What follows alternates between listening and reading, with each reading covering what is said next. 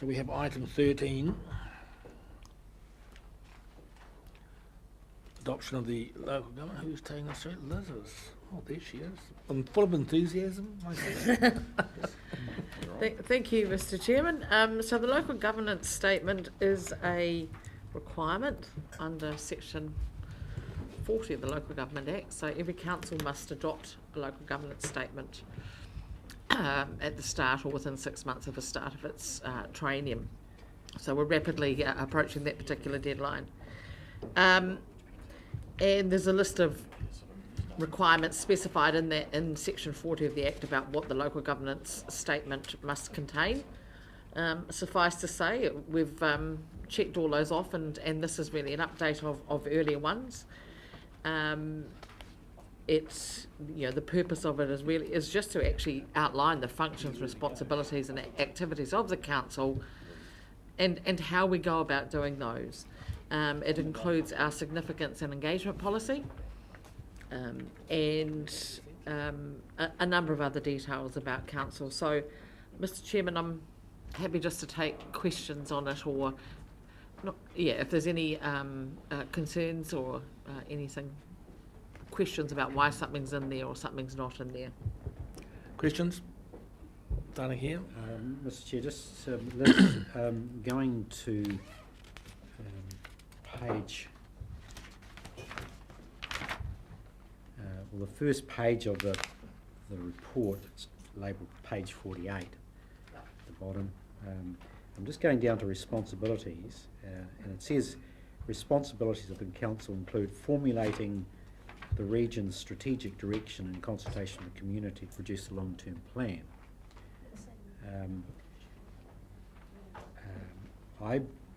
To me that's lacks clarity, and I wonder whether we should be including making it read formulating the strategic direction for the use of the region's natural resources,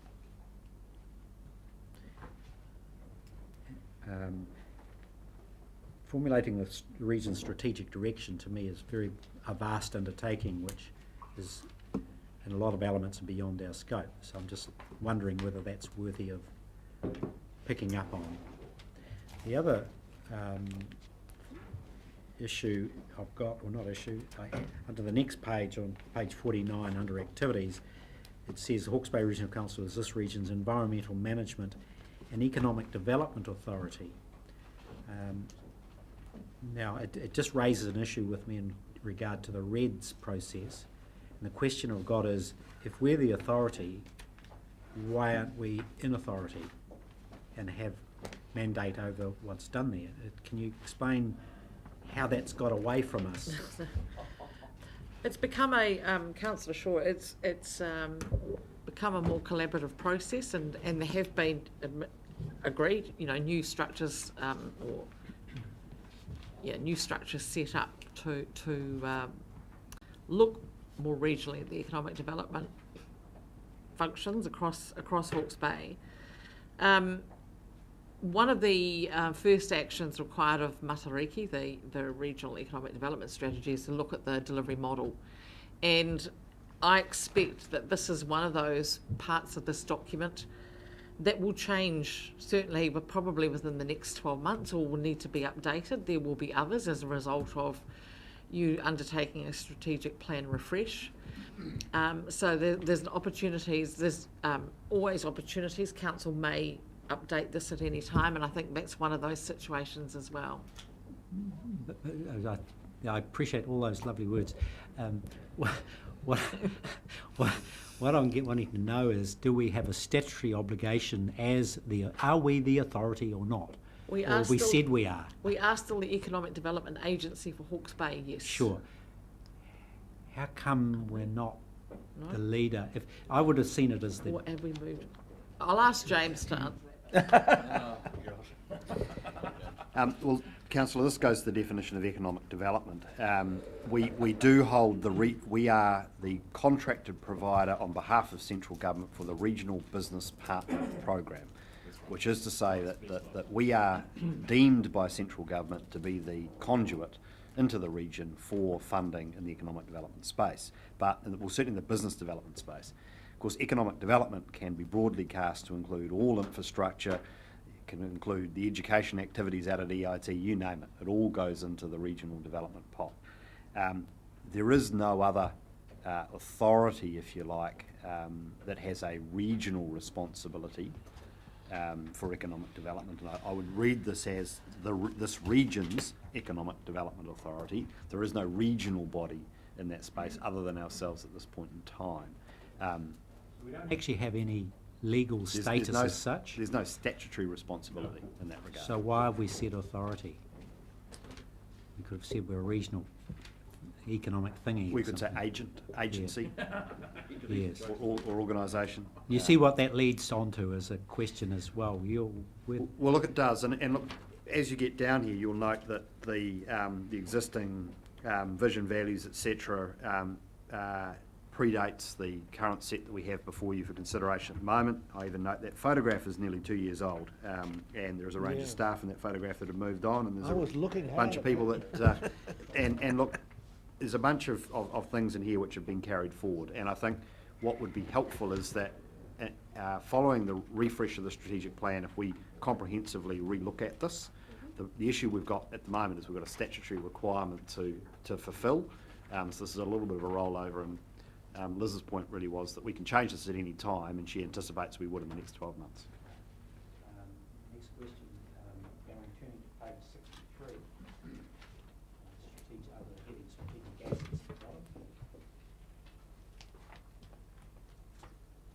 Now, I can't get my head of my tongue around the correct phraseology of our forestry holdings and development of that devil's elbow, etc. That's not covered by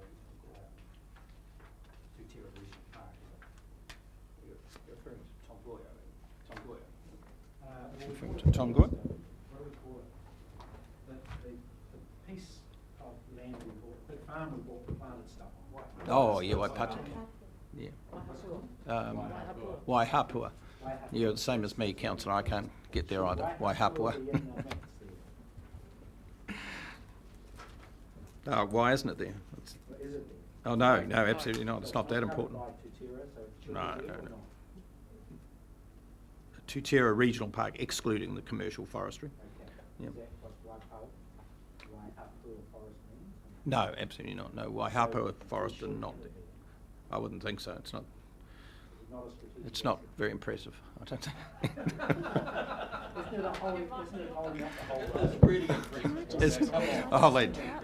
I'll let our chief executive. So, can I just, this is the reproduction of the significance and engagement policy, which was consulted on and decided a couple of years ago.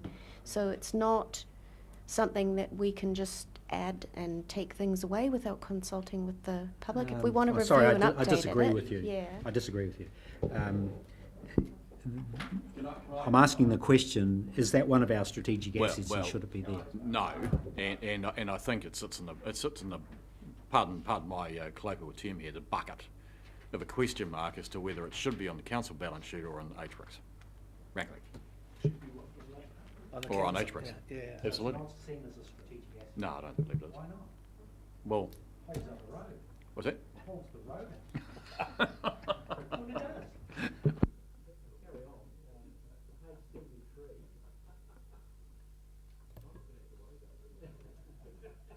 Page 73.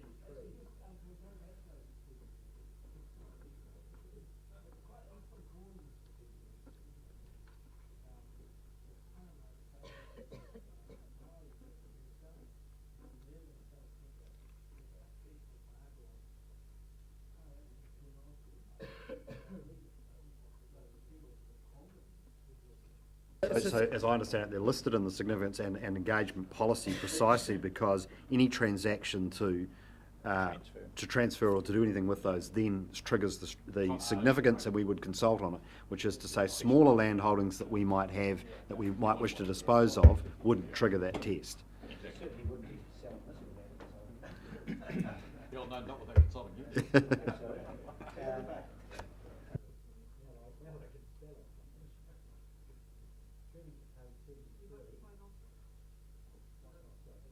turning to page 73, I've got this wonderful document called a strategic plan, and I'm not seeing it amongst the wonderful schedule of agreements and documents that we've got.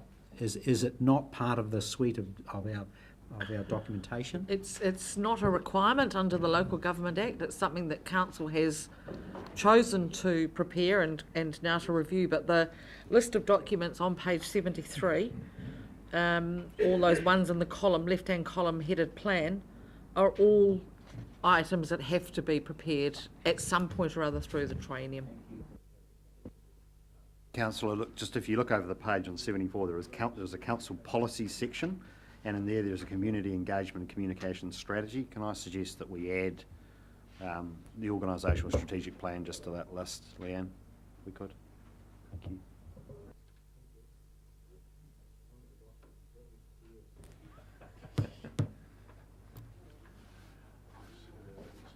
So I'm happy to move the recommendations, Chair, and express my sympathies for the poor staff members who've got to go and prepare this bloody thing.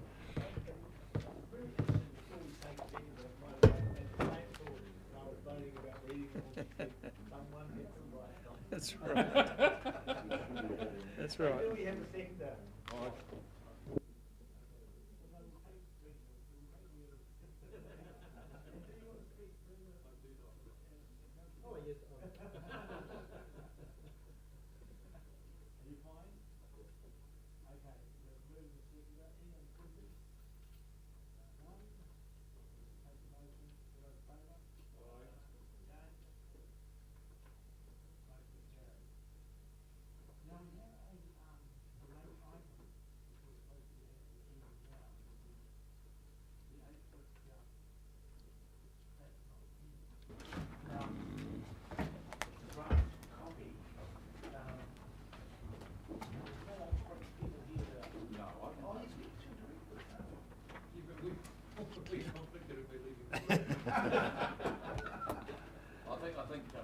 I suspect you're going to be doing without anybody representing HBRIC today. Leanne, have you connected with Blair at all? No, I wouldn't. I would just carry on. You did connect, but you haven't heard back. So how are we going to do item 14? Well, I think item 14 you can take as read. I mean, it's not very complicated. Fair to say. Item 14.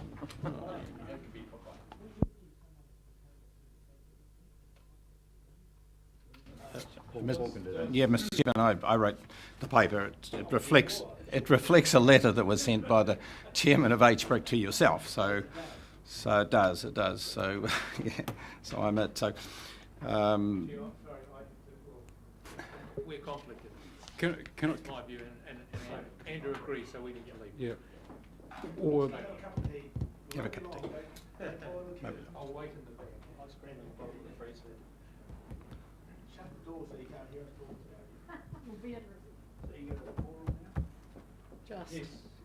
Just 5. 5.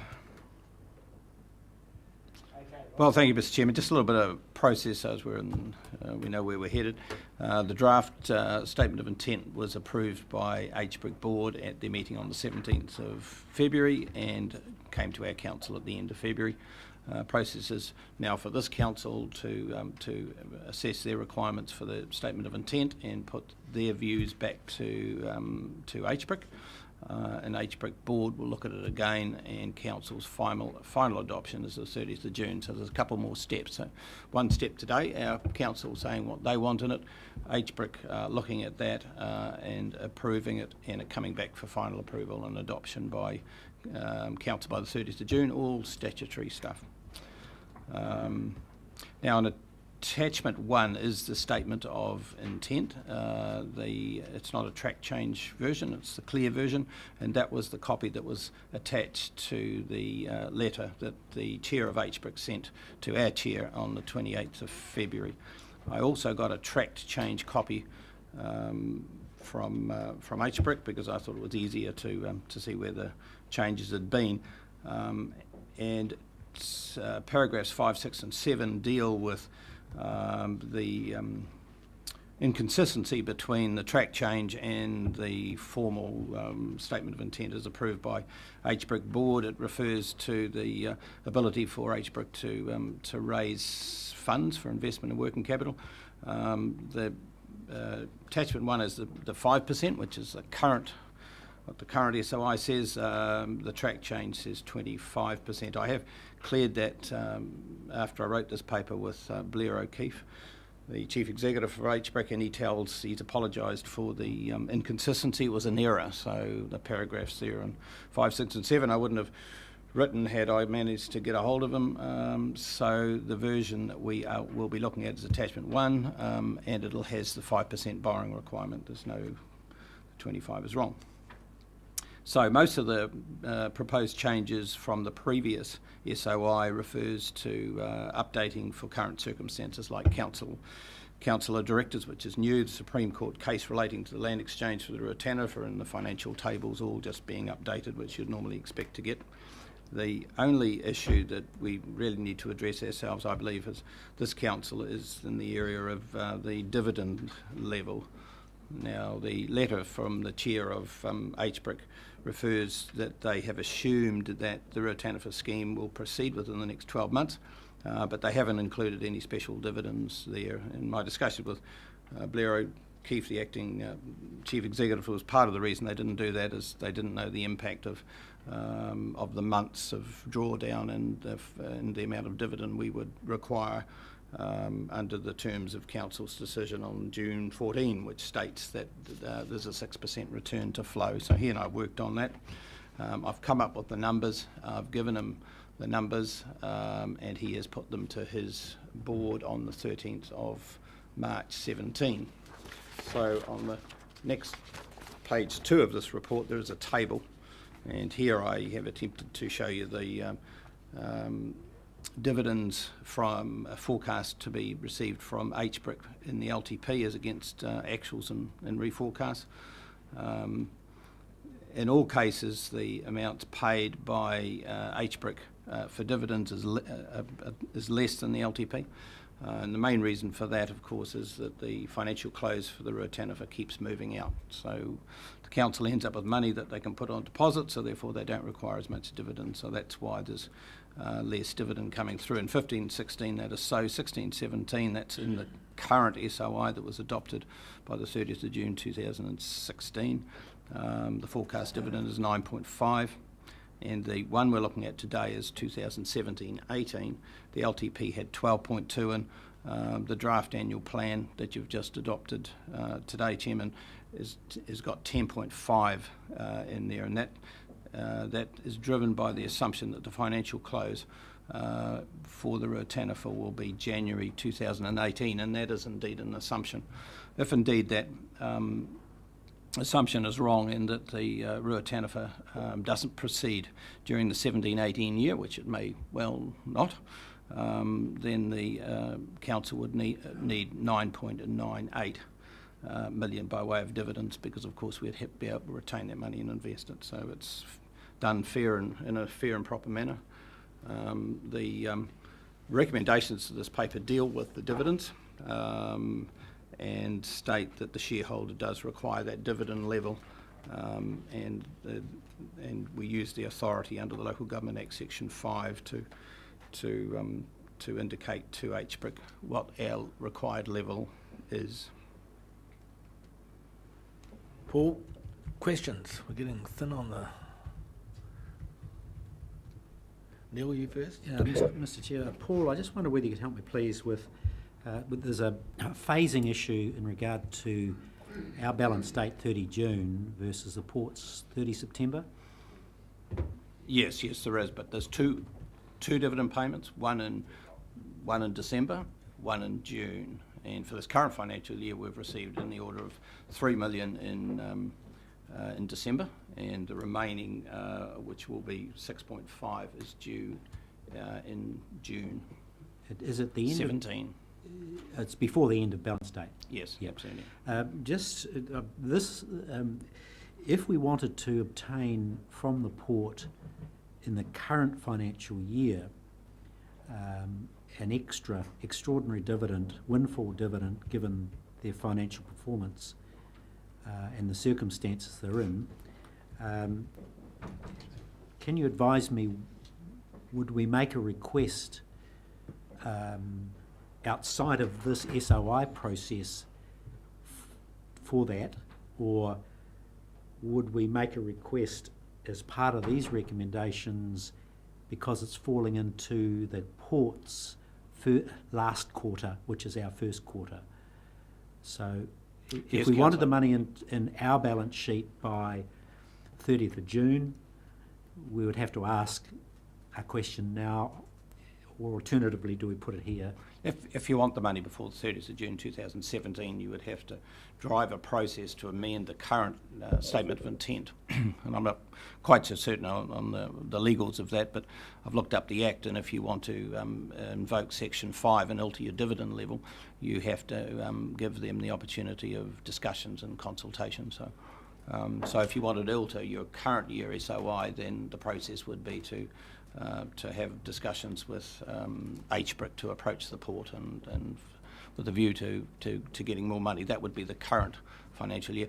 Certainly the easiest thing for council is if they wanted to see a flow of money from the uptake in additional revenues that the port is getting. The easier course would be to alter the recommendation today and get additional dividend in 17-18. That could be resolved today. Just like that. Yeah. Yeah, thank you. That addresses that issue. Are there any other?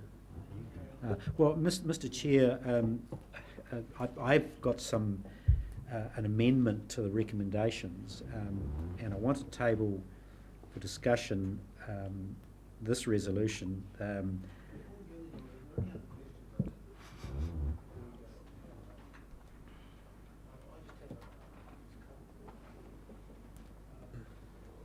That valuation, 235 mil, 0.2 mil, that's a market valuation, net of debt. It's a market valuation done by Deloitte, and it's driven on cash profitability going out so many years. It's a DCF. Okay. It's a DCF. And it doesn't. It doesn't. It's net of debt. Yeah, it's our value, Yeah, that's right. What's in it? what you would sell it for. Yeah. Okay, no, good. And we haven't capitalised any of our Ruataniwha advances yet, have we? We're holding those back until... It's an advance. No, we haven't converted them into shares in HBRIC, if that was your anything, question. Yeah. We were going to capitalise it into shares, yeah, but we haven't. No, we haven't, of course, because we no. need to So determine that whether stands it out. proceeds. The unsecured, I just want to go, to their report. The unsecured loan facility, what is that up to? Do you know? What can they borrow up to? Just remind me. Oh, it's at the moment 5% of 230 mil. That's right. I It's think about 12 mil, isn't it? So they can go to 12 mil. Do you know what they have gone to? No, What they've drawn down? I don't. Last time I looked, they hadn't borrowed anything. They've replaced our 6 mil. So they've... If they paid that 6 mil back, I know Yeah, there was they said they have. discussions that they intended to do so. Have they actually done that transaction? Well, have you got the cheque? Oh, Manta does all my banking for me. So. Like my wife. I wouldn't have a clue. Just in the following paper, they said they have paid it back. Oh, good. You must be feeling quite flush, actually. Yeah, that's right. I'd quite like to get a bit of a handle on that. Yes. Just so they've repaid ours, and what their drawdown is. I guess we gave them permission to go to 5%. Have they got that into a banking arrangement that they can do that as well? They clearly have if they've paid. Yeah, us back. I mean, council a number of months ago said that they were able to borrow for the Ruataniwha. I know that. I just Yeah, want to know but what they the actually numbers are. borrowed from us and not outside. So what they've done is they've just turned it around and borrowed from commercial. Yeah, no. So they've said they've repaid in the coming weeks. So no, you haven't got the cheque yet. So that's why you I don't didn't know. think so. Otherwise 6 million I'd been doesn't come counting the wandering in interest. here without you. Yeah, I knowing, didn't think we guess. did. I'm normally advised of these things, but Okay, so don't mind. Any other questions? Right.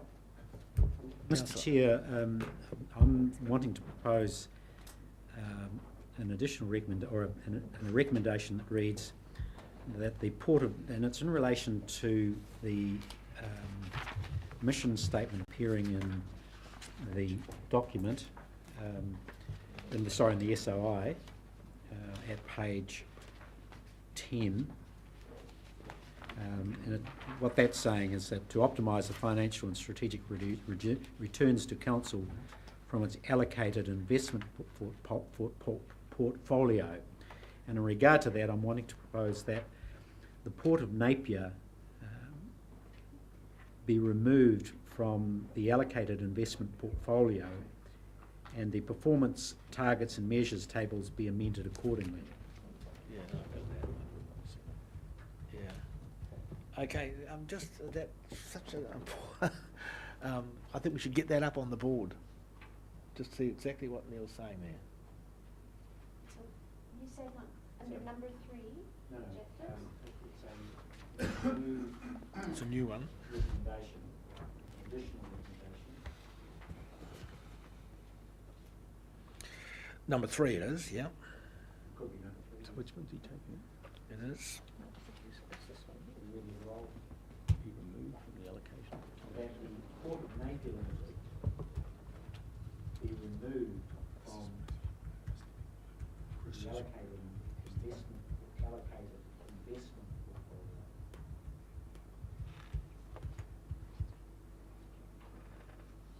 And that the performance targets and measures tables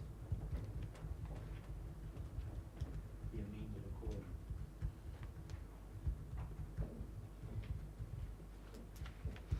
Don't you have to say in there that and the port is a direct report to the council? And It becomes a direct report? well, I'm just thinking about what appears in the SOI. Yeah. You need to amend. Let's get it up. Just a question to clarify while it's being typed up. So the port then is not part of HBRIC? Is that what I'm hearing? Yes. Yeah. The port.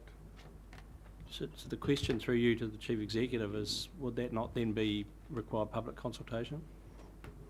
Yes, I believe it would require public consultation, because it required public consultation when it went in. So you've got a process, you've got to be clear about the process. That's the first point. And the second point I would make, I think it's just one thing that you should take carefully, frankly, because there are implications of that, not least around how you manage tax and tax obligations, which are of significant value financially. So could you amend the recommendation to signal a discussion, Consultation. a consultation? Yeah. Yeah. If that's what it requires. But you certainly want a discussion around this, which would include experts coming back and saying the ramifications are X, Y, and Z. Through you, Mr Chair, I mean, I think you've already adopted the draft annual plan today, and I don't think there's an option in terms of timing but certainly a separate consultative process could be run in reasonably short order, but not as part of the draft annual plan.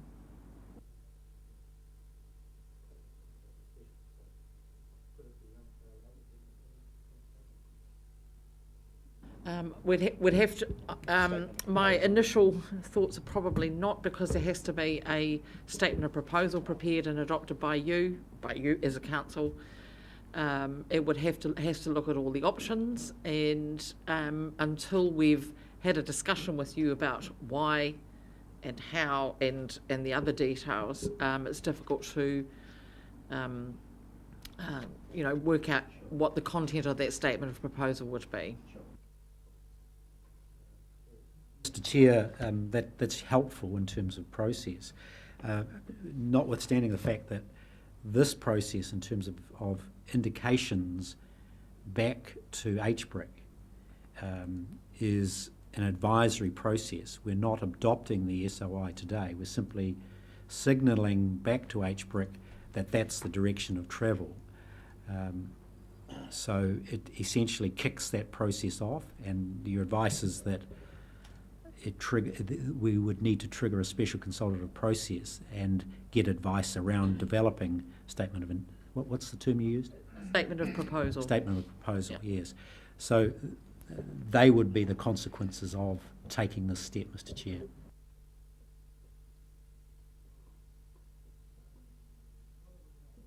Propose on the table that we have a discussion about this, basically. Is that, Mr. Chairman, under the Act on this, when you consult with, because it's a change to SOIs, and once you invoke that, you need to get the views of HBRIC, so that's another step, so you'd have to get their view, and then proceed, yeah. So, I'm just saying it's another step, however long that takes it. Yeah, that's an important one, though. Yep. absolutely, but what Councillor is recommending is that we start a discussion, and whatever we have to do to get the discussion and hear the reasons why and why not. And I think there's definitely sympathy around the table to have that discussion. Certainly, I support that. So I'd like to get a process going, whatever it takes, to get that discussion happening, because I hear that there's tax advantages from some people, and I hear from other people who are involved in HBRIC that there isn't.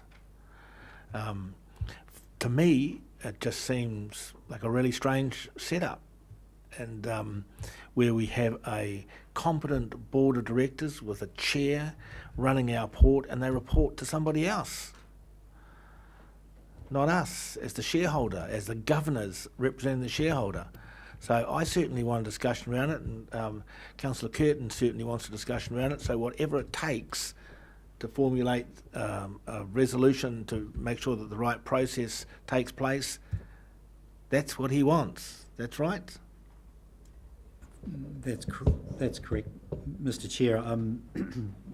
What I'm wanting to do is have the discussion around the future of the port and its relationship to the council.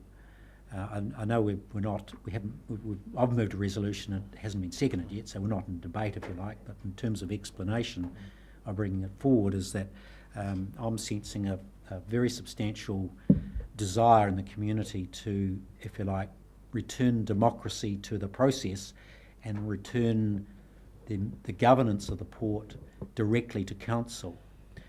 That's one of the rationale put forward.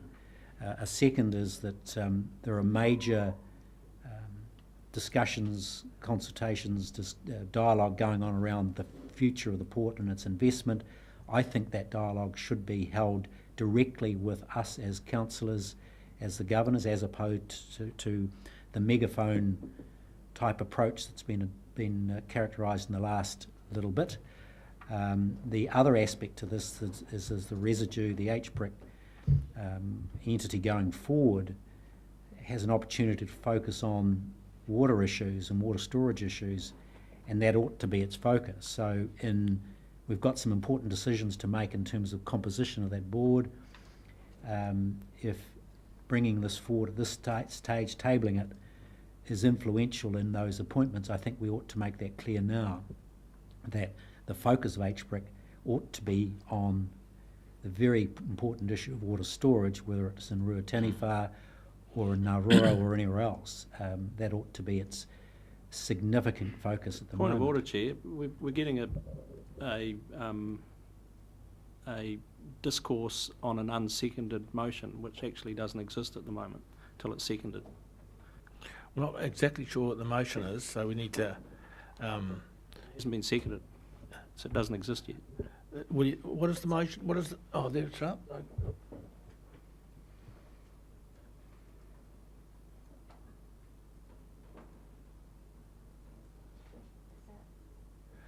Could we change that to say that we want a discussion around this? Amends the SOL to provide for a discussion around potentially removing the Port of Napier?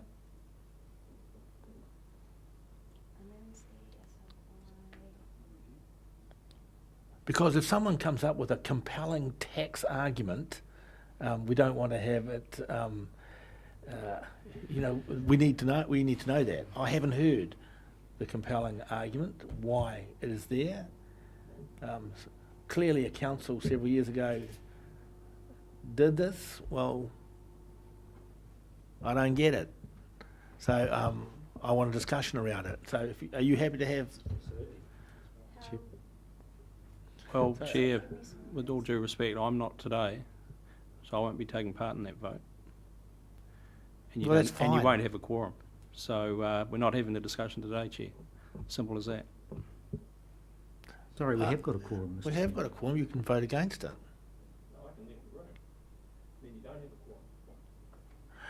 Put it up and then Councillor Wilson can decide whether to leave the room. You don't want a discussion on this? Not after 2 minutes' notice, straight out of the blue. No. Put it up.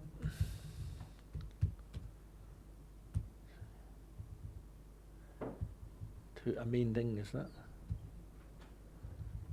it? Dusting two, yeah, two removing, yeah. That's it. Okay, I'm prepared to second that. If we have a mover and a seconder, do you want to leave the room? Well, it's a first for you. We've done it several times. No, I know. So, needs to be recorded that Councillor Wilson left the room and we no longer have a quorum. Can I have a point of order, Mr. Chair, in terms of quorum? If we're in the middle of a process of voting and someone leaves, when does the quorum start and finish? Anytime. No, we're not allowed to do that in council. You've got to be here. Gotcha. You're going to have to have another crack. Yeah, we'll have to have another crack. So, Okay, no, we haven't got a quorum. It falls, it lapses. Question about this, though. Yeah, why do we need all of this to as opposed to picking up the phone and saying we want to have a meeting with between the council and the port to discuss this issue and to instruct them at the time? Well, here's what we now that we've heard from you, we've had a preliminary discussion here. What we'd like you guys to do is go back and put on paper your thoughts on this subject in the next 20 days. And I don't quite understand why we have to jump through all of this to talk to the port, I guess is my question. I'm overwhelmed by your practical response, Councillor. We'll do that. But this particular motion's lapsed, and we better call Councillor Wilson back in to see if we can... standing by the rock. Is he standing by the rock? We'll get the photographs out there. Take media around for the rock to be in place. Yes, can you get him back? Yeah. No, because we've still got to vote on the statement of intent. So we've still got... No. The meeting lapses with the loss of the quorum, so the meeting is now closed, and if that's the effect, that he's not going to come back, Well, he then will that's come what back. happens, is that we don't go back and deal with the SOI item. That goes to the next meeting of council. Okay, that's fine. I think it's really simple. I think Let's- you're absolutely right.